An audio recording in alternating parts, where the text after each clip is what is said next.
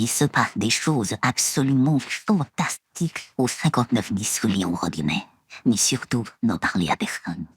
Motus, dans le secret. C'est Sidonie Plumier qui a tout découvert. Et voici comment. Un jour, Sidonie et ses parents arrivent au 59 bis rue Léon Robinet avec un camion de déménagement. Ils vont habiter au premier étage. Les déménageurs montent les meubles, les caisses, les cartons dans l'appartement. Et ils s'en vont. Peu de temps après, Sidonie entend qu'on gratte à la porte. C'est la concierge, Madame Ratichon. Elle entre en trottinant et elle dit « Monsieur et Madame Plumier, je vous apporte les clés de la cave. Et puis, je voulais vous demander... » Madame Ratichon jette autour d'elle des regards peureux. « Vous n'avez rien remarqué d'anormal chez vous ?» Et elle ajoute en baissant la voix « Parce qu'il faut que je vous prévienne.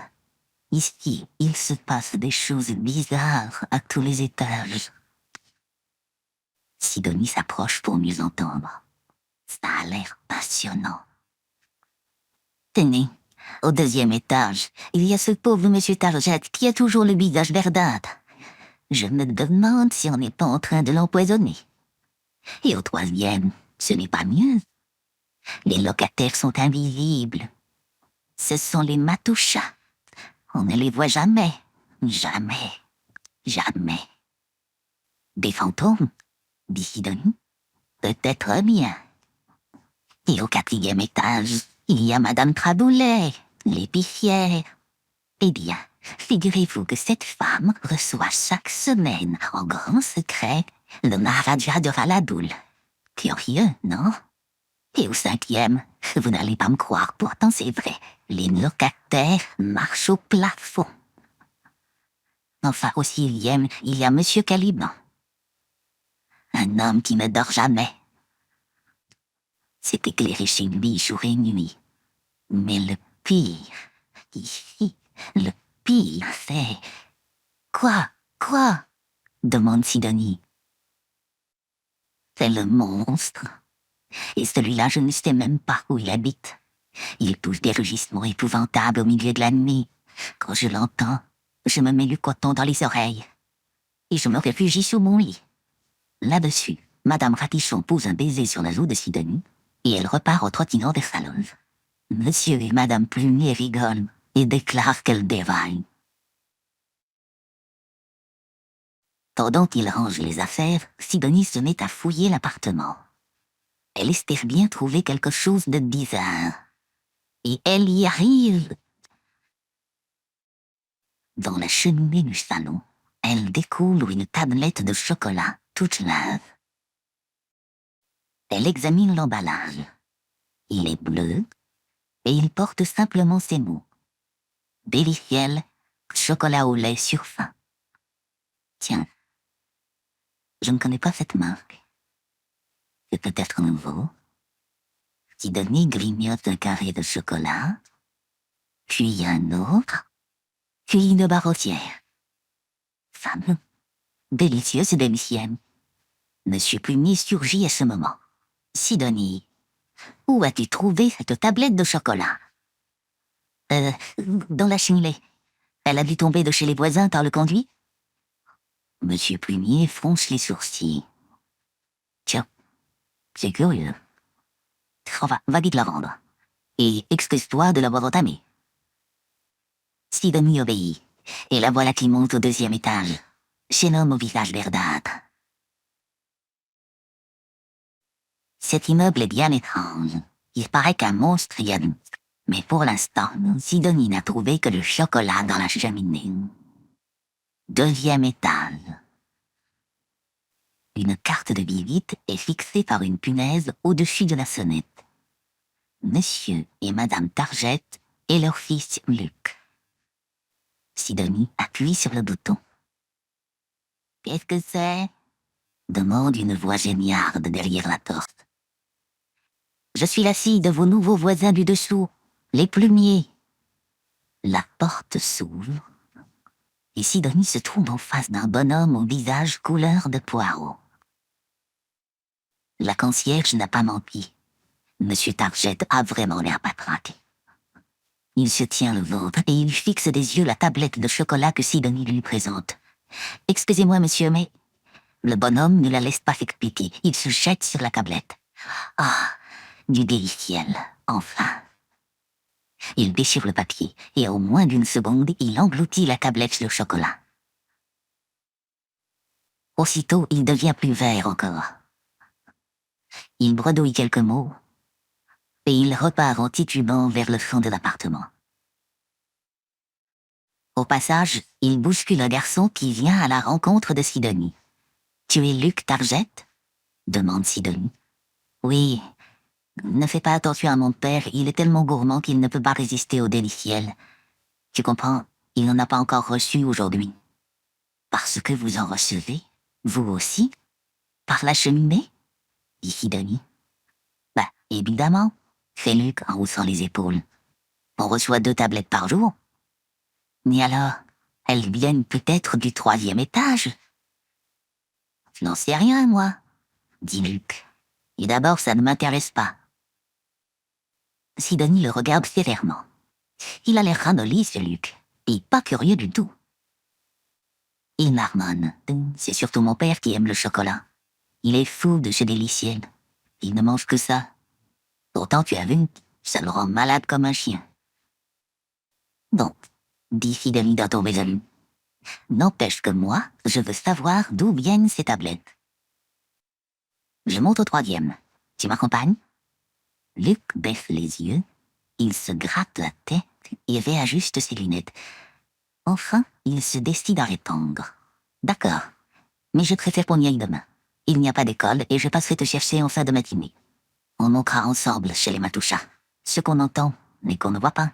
Un peu comme le monstre. » Malheureusement, il ne peut pas en dire davantage, sa mère l'appelle. « Luc, viens vite, il faut que tu ailles à la pharmacie pour ton père. » Sidonie n'a pas encore éclairci le mystère du délit, mais elle a trouvé un combat qui va l'aider à poursuivre l'enquête. 3e étage. Le soir, dans sa nouvelle chambre, Sidonie lutte contre le sommeil. Elle guette le rugissement du monstre. Mais rien. C'est le silence. Et elle finit par s'endormir. Le lendemain matin, Luc vient la chercher comme promis. Et ils montent ensemble au 3e étage. Mais juste avant d'arriver au panier, ils entendent quelqu'un descendre du 4e, s'arrêter devant la porte des Matouchas et glisser une clé dans la serrure. Sidonie et Luc se couchent sur les marches. En se tordant le cou, ils peuvent voir sans être vus. « C'est Madame Traboulet, l'épicière, » chuchote Luc. « C'est drôle qu'elle entre ici. Elle habite au-dessus. » « Dis donc, Luc, j'ai vu ce gros paquet qu'elle cabane. C'est de la viande. Je reconnais le papier de la boucherie. » L'épicière disparaît dans l'appartement. Luc est devenu tout pâle. « Cette viande, tu crois que c'est pour le monstre ?»« Je n'en sais rien, » répond Sidonie. « En tout cas, elle n'avait pas l'air d'avoir peur, Madame Traboulet. Allez, on sonne. » Luc essaie de la retenir, mais trop tard. Elle a déjà appuyé sur le bouton. « Me voilà, j'arrive !» chante une voix derrière la porte. Et Madame Traboulet apparaît. « Bonjour les enfants, qu'est-ce que vous voulez ?» Elle a l'air gentille, avec son sourire, ses yeux pétillants et sa voix musicale. « Madame, nous cherchons d'où vient le chocolat qu'on reçoit tous les jours par la cheminée, » dit Sidonie. « Ah, vous aussi vous en recevez. Mais entrez donc, il ne faut surtout pas laisser la porte ouverte. » Les enfants obéissent. Madame Traboulet continue en fermant derrière eux. « En tout cas, ça ne vient pas d'ici. Les Matouchas reçoivent eux aussi leurs tablettes, 3 fois par jour. » « Ils ne sont pas là ?» demande Sidonie. « Mais bien sûr que si. » Madame Traboulet ouvre la porte d'un salon et les 2 enfants découvrent un décor fabuleux. Une petite rivière coule à travers l'appartement. Elle passe sous des petits ponts de bois. Elle serpente entre des collines et des prairies miniatures. Il y a partout des maisonnettes, des pagodes dorées, des chalets en chêne, des risbas en acajou. On entend un miaulement, puis un autre, et tout à coup, Sidonie et Luc sont entourés d'une ribambelle de chats. « Nous les avons réveillés », dit Madame Traboulet, avec un sourire attendri. « Je vous présente les matouchats. Ce sont les chats abandonnés du quartier. C'est pour eux que j'ai acheté cet appartement et que je l'ai fait décorer. » Madame Traboulet se dirige vers la cuisine. Elle dispose des petits morceaux de viande sur des soucoupes. « Alors ça, c'est pour eux ?» demande Luc. « Bien sûr. Pour qui veux-tu que ce soit ?»« Je pensais au monstre. »« Le monstre ? Ah oui, le monstre. Mais à ce sujet, les enfants, je n'en sais pas plus que vous. » Sidonie et Luc distribuent la nourriture aux chats. Pendant ce temps, Madame Traboulet va ramasser les tablettes de demi-ciel qui l'attendent dans la cheminée. Inutile de les laisser, les chats ne raffolent pas du chocolat. Venez maintenant. Les enfants, je vous invite à déjeuner. Nous parlerons de tout ça chez moi. Ça valait le coup de monter au 3e étage. C'est le paradis des chats. Mais on n'a rien appris sur le monstre, ni sur le chocolat. 4e étage. Sidonie et Luc courent prévenir leurs parents et ils se retrouvent chez l'épicière en moins de 2. Sidonie meurt d'envie de poursuivre son enquête. Et Luc aussi maintenant. Il aide Madame Traboulet à préparer le repas. Les tablettes viennent peut-être de l'étage au-dessus, dit Sidonie. Madame Traboulet hoche la tête. Du 5e, ça m'étonnerait. Ces bons hommes n'ont pas des têtes à distribuer du chocolat. Ces bons hommes, s'étonne Luc. Mais combien sont-ils? Oh, 15 au moins. Parfois, le soir, après le film à la télé, je les rencontre dans l'escalier en remontant ma poubelle. À mon avis, c'est l'heure où ils s'en vont. Et ils marchent vraiment au plafond, demande Sidonie en se rappelant ce qu'a dit la concierge. Ça, je n'en sais rien. Mais ils ont une drôle d'allure avec leurs lunettes fumées. Madame Traboulet met le couvert et tout le monde passe à table. À la fin du repas, on entend soudain 3 petits coups de sonnette à la porte. Madame Traboulet se lève. « Ah, le voici, dit-elle mystérieuse. Juste pour le café, comme d'habitude. » Elle va ouvrir. « Bonjour, Majesté, » dit-elle en accueillant le visiteur. « Les enfants, je vous présente son Altesse le Maharaja de Ranabun. » Sidonie sursaute. C'est bien lui, le célèbre Maharaja multimilliardaire. Il tient une petite valise à la main. « Salut, Madame Traboulet, dit-il. N'oubliez pas que je suis ici incognito. Vous avez la marchandise. » L'épicier tire de son buffet une petite mallette. Elle la pose sur la table. « Voilà, Majesté, 49 tablettes de déliciennes, la récolte d'une semaine chez moi et chez les Matouchas. » Le Maharaja ouvre alors sa valise. « Voilà, Madame Traboulet. » La valise est bourrée de billets.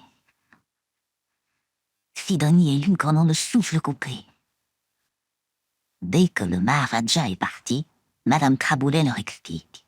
Chaque semaine, il fait le voyage de Ranabou jusqu'ici pour chercher son chocolat. Il a appris que le déliciel était le chocolat le plus rare du monde. On ne le trouve qu'ici, au 59 bis rue Léon Robinet. Et comme le Maharaja est très riche, il ne regarde pas à la dépense pour satisfaire la gourmandise de ses 49 enfants. Quant à moi, son argent me sert à acheter de jolis appartements pour mes chats. Le déliciel est tellement délicieux qu'un Maharaja vient du bout du monde pour en chercher. Mais Sidonie ne sait toujours pas qu'il y a une phébus de chocolat. 5e étage. En sortant de chez Madame Traboulet, Luc fait une drôle de tête. Quelle histoire! Ce Maharaja, ces chats, ça me suffit pour aujourd'hui. Ah non, dit Sidonie. Tu ne vas pas laisser tomber. On ne sait même pas d'où viennent les tablettes, ni où se trouve le monstre. Moi, je vais au 5e. Le con sonne, mais il la suit.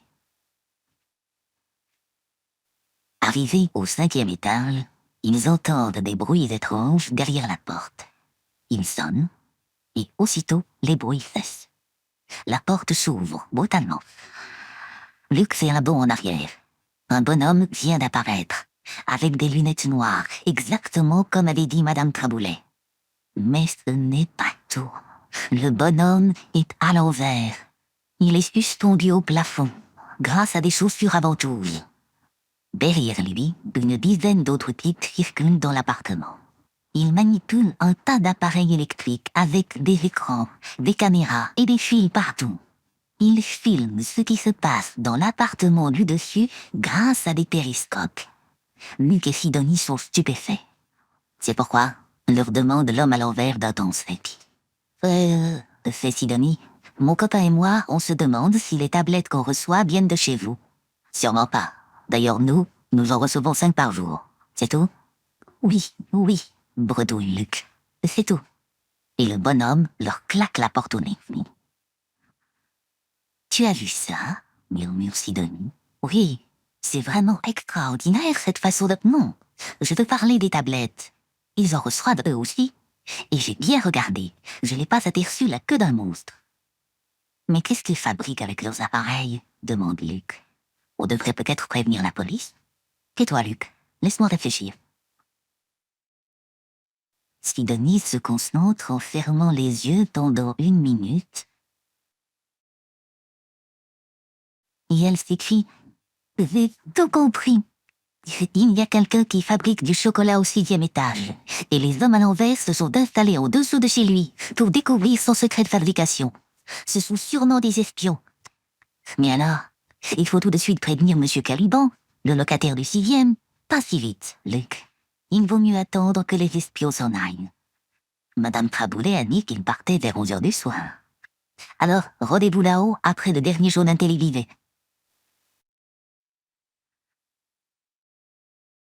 Sidonie et Luc ont compris que c'est au 6e qu'on fabrique le chocolat. Ils vont le vérifier en pleine nuit, à l'heure où le monstre rugit. 6e étage. Un peu avant minuit, Luc rejoint Sidonie au dernier étage de l'immeuble, devant la porte de Monsieur Caliban. Et s'il dormait? Demande Luc. Non, j'ai vu la lumière d'en bas. Sidonie frappe à la porte qui s'ouvre presque aussitôt sur un vieux monsieur barbu, à l'air crétin. Bonsoir, les enfants. Il est un peu tard pour une visite, mais entrez donc. La première pièce de l'appartement est pleine de récipients en cuivre et de fourneaux. On dirait une petite usine.